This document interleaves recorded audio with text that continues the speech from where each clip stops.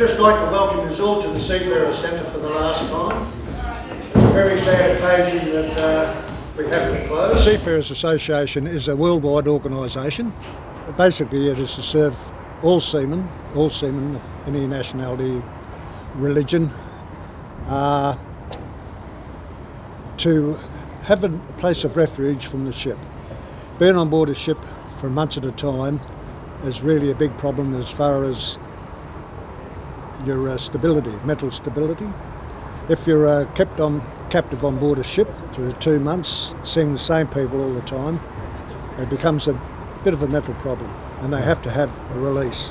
So coming to centres where they feel most welcome, then they get their break and they'll talk to different people, they'll see different things, and even if it's only for 2 hours or so, they'll get that break from the ship and then they'll go back refreshed. I think any seafarer's mission will be missed. They all form some sort of a role to play, and if you're on an FOC ship, which is like a flag of convenience, you're most likely one of the lowest paid seafarers in the world, and you know, from Burma or China or Philippines or something like that. And if you haven't got access to even the last link in a foreign port of somebody that you know, cares about you, which is what the seafarers' missions are. Yeah, just that little, you know, little getting off the ship just for an afternoon or a day, and even going to a mission somewhere, and being able to walk around town and pick up a few little odds and ends and get back to the ship. It is so much. That means so much to a seafarer that might be doing a 2-week, you know, trip on board without getting off. You know, because you go absolutely stir crazy on board sometimes. So just getting off for that little bit. And you know, strange. We were flying back to UK for holidays, and we were somewhere, and at this airport waiting to change planes or something, and these Filipinos all come up and patted, Mr. John, how lovely to see you. Seamen, I couldn't even remember their faces, let alone anything, but they remembered me and my wife Grace. And we were somewhere else in Germany, and these fellas come in, and we've met you before, haven't we? Yes. I think it was about 5-6 years ago, my wife and I went to Thailand for a holiday.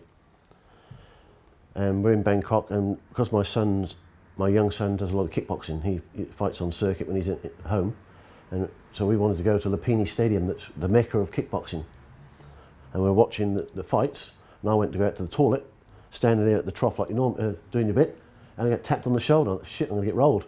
And it turned around and he said, "Oh, Mr. Terry, do you remember me?"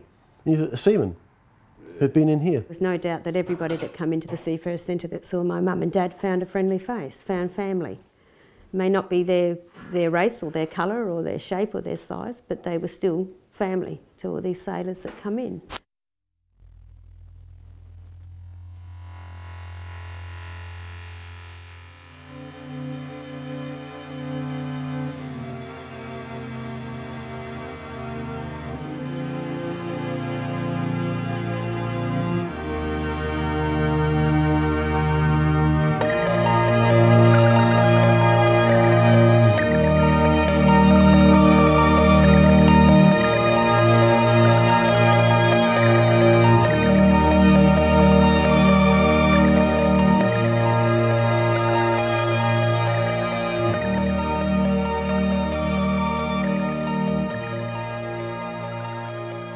I didn't even want to go to sea. But what happened was that my father was the superintendent at the Seafarers. Or, yeah, were you superintendent? I think he was superintendent anyhow. He was working at the Seafarers Centre. And a gentleman who was actually on the committee by the name of Kevin Hales come rushing in one day and said, "John, do you know of anybody that would be interested in going to sea? I need a stewardess for a Danish cargo ship." So I was 19. And by this time living here in Adelaide, and Dad comes rushing in and says, "Jane, you can go to sea, you can go to sea, you can leave next week. Pack your bags, you're going." So anyhow, I packed my bags and I went. Main reason I went was because my father was so excited that someone in his family had a chance to go to sea. And so I went. I was, I think 19. I got a plane to Sydney.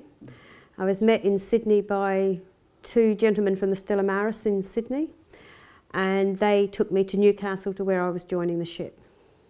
So that was it. I went to sea, and I spent the first 14 months on one ship. There was myself and 28 gentlemen on board this ship, and I worked as a stewardess on this Danish cargo ship called the Nord Tramp. And it was a tramp ship, so it meant we went all over the world.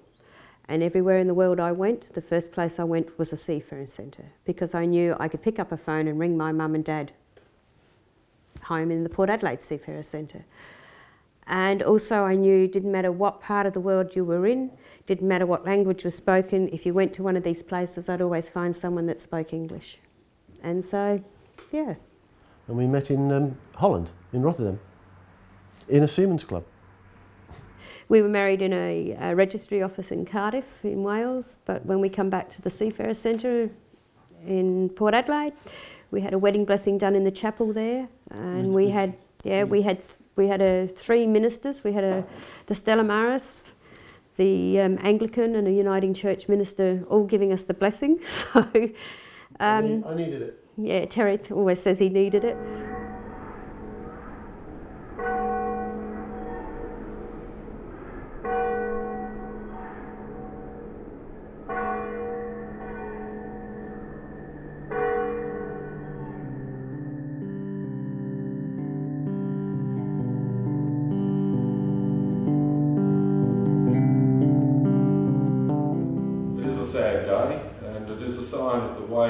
Shipping has really had such an effect on the port for many years, a very positive effect, but now over time since the containerisation we've seen a negative effect and a downturn which has affected the port and continues to affect the port.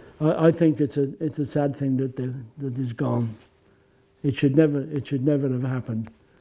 And you know, after 160, 170 years of catering for seafarers, no matter what, there is a need and always will be a need. This is what they used to use as a hostel for all the seamen out of work. That's how it all started. After the Trafalgar and all the fighting had finished, these seamen had nowhere to go or living off the street, so a couple of captains got together and bought these couple of old hulks and turned them into soup kitchens and hostels. That's how it all started. Well, John James Barclay was the guy that founded the society here in South Australia. He was sent out. This bottom one actually came from the former club, which was across the road here in the car park. I believe it was a two-storey timber frame. I may be wrong on that, but it was definitely in the car park. When that was knocked down, this place was built, and that was a stone brought across. This place was opened in 1960. I was living in Port Augusta, working for an electrical firm, and I was the manager, and he sold the business, and that was no problem, and I stayed on with the other firm. And then there was an advert in the advertiser one day for an assistant manager at the Seafarers Centre in Port Adelaide. So I spoke to my wife Grace about it, and she said, well, let's try it. So I telephoned the man, and he said, come down on the Saturday and we'll have a talk. And I went to work on the Saturday morning, and I chickened out. I didn't go. I rang him up and said I couldn't make it today. And he said, that's all right, John. Come tomorrow, Sunday. I'll be down there. So he told me where it was, and we went down for this interview with Graham. The following Friday, I think I got a phone call from the manager or the superintendent and said, the job is yours, John, if you want it. So we said, yeah, that was fine. So we packed up our bags and came down to live on the premises upstairs where Jane and Terry had been living for a long time. 1976, I think it was. We were busy most nights, most days, and we had a dance Tuesday, Thursday and Sunday, 3 nights a week. If the ships were in, we'd tell them there's a dance on tonight, and you could have anything from 20 to 40 to 50, maybe 100 people in the club. And they were good nights, and those days the ships were quite a lot in the river here, and we used to have 2 buses going at one stage, picking the crew up with radios, you know, radio controlled as such. Tell them to go to which berth to go to next to pick guys up, and there'd be 100 crew or more here, and there'd be 15, 20 what we call hostesses in those days, girls that used to come down and dance with the crew. Oh, well, I can add to that because we had a lot of young ladies used to come to the club, and they were associated with the Stella Maris and the Catholic Church, and we had about, how many? Maybe about 30 girls, I suppose, at times. Young ones and not so young, old and not so old, and so forth, but they were very popular. And my daughter, Jane, she was involved in it, and her mates all from Port Augusta, they all come down to live in Adelaide, so that was a contribution. There was a few extra dance partners, wasn't there, for that. So it was very popular. And then on a Sunday night when there was the dance, there would be a little service in the chapel for anyone that wanted to be the priest that ran the bus. He would conduct the service in the chapel. So lots of the girls used to go in, and lots of the seamen would go in. So, and once the service was over, all the dance would start then and finish at 11. Were they paid to dance? No, they're just a social thing. Yeah, that's been going on here for years and years and years, on before me, and it was good. And once a week they'd have a movie night with the old 16mm or what it was in the hall here. The screen used to be put in front of the office window, and projector going, and they'd watch a movie. That was before video. You used to run the film nights? I used to actually go up and collect the films for the manager. I used to go up to Angus Street, I think it was, a place up there, and pick up their hired movies. That's a long time ago. And the bar used to do very well out of that at the time, because it was a licensed bar, so that used to make a big contribution. And we had a telephone system downstairs, and it was an old switchboard one. And we had one phone downstairs just outside of the bar, and we had one phone upstairs in the accommodation for seafarers up the far end. We had a telephone up there, so we'd say, call out a number and say, yeah, up the stairs, quick, someone's on the phone, you know, and that's, it was all switchboard, yes.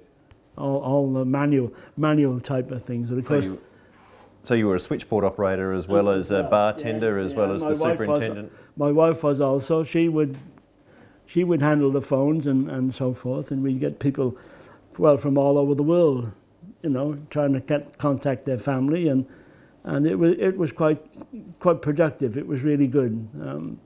It's not often we had a failure with the telephones, and you could hear them shouting sometimes. They're on the phone, and they would think that the people on the other end couldn't hear them, and they'd be shouting, you know, really. You could hear them coming through the telephone box.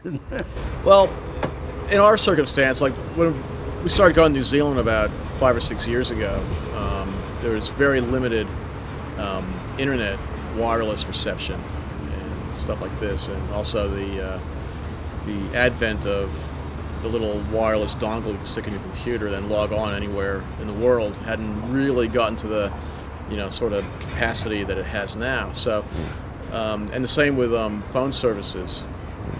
A lot of guys didn't have mobile phone services, or if they did have a mobile phone, they were a bit loath to put it on international roaming due to the punitive charges you could incur. We had one young fella, we had a Japanese training ship in on berth number 1, and they were all cadets on board, and we had the cadets were coming in and so forth, and this one cadet was in the telephone box, and I don't know what he was saying, but he was getting so excited. When he came out, she said yes, she will marry me. So that was a celebration. There were drinks all around on that one, you know. Our constitution, it's for seafarers, ex-seafarers and their families. So anybody that gets a living from the sea is covered on that, whether it be trawlermen, Royal Navies, Merchant Navy. Yeah. They get their living from the sea, they're seafarers. Yeah, and what's on offer? Or what's been on offer? Oh, here, it's these days it's a place where they can come and get off the ship for a break. Obviously, it's nice to get off the ship. I also used to look forward to it every port. You've got pool tables here, table tennis for a bit of entertainment. There's internet facilities so they can contact their families. Money exchange, bar, a little bit. We keep a basic shop there for toiletries, that sort of thing they can't get after hours. And information or help. If they've got problems, we steer them in the right direction, if we can. Living upstairs with all those chaps coming and going and coming and going, you were working pretty much 7 days a week. Yes, well, I had an assistant manager, so I would have some evenings off. But we would start work at 10 o'clock downstairs, and we were there if it was our working day, and the dance was on. It would be midnight, so before we would finish and head off upstairs, take the dog for a walk, and then go upstairs, and that was it. And then the next day I'd finish at 5 o'clock, so the other fella would be on then. So we used to alternate shifts and so forth. So yeah, that was okay. So it worked out all right. So. And so you did this for what, 5 years? 5 years, and then I was offered a position in Ghana, in West Africa.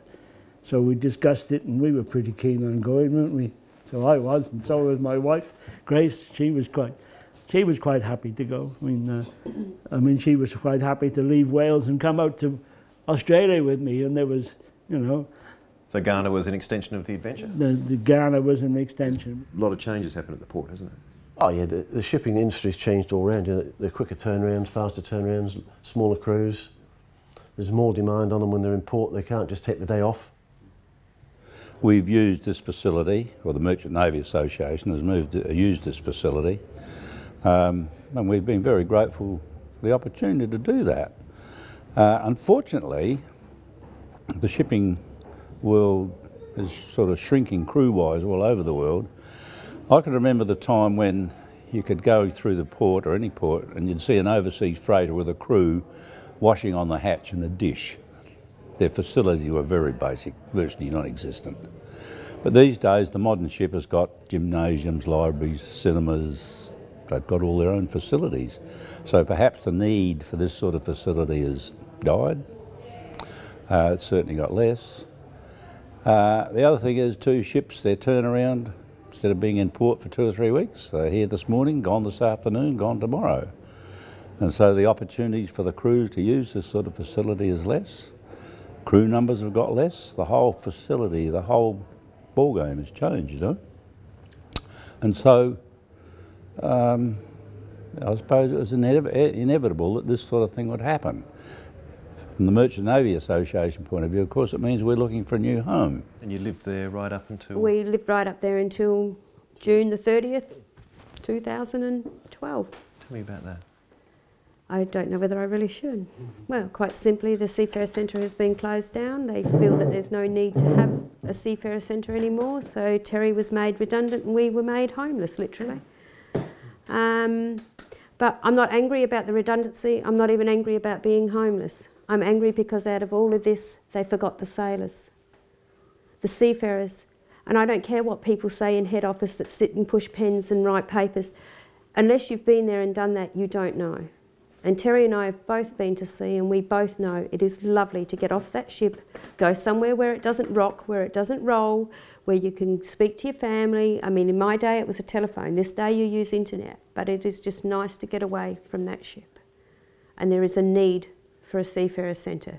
Maybe not a great big one like we had, but there is a need for a Seafarers Centre.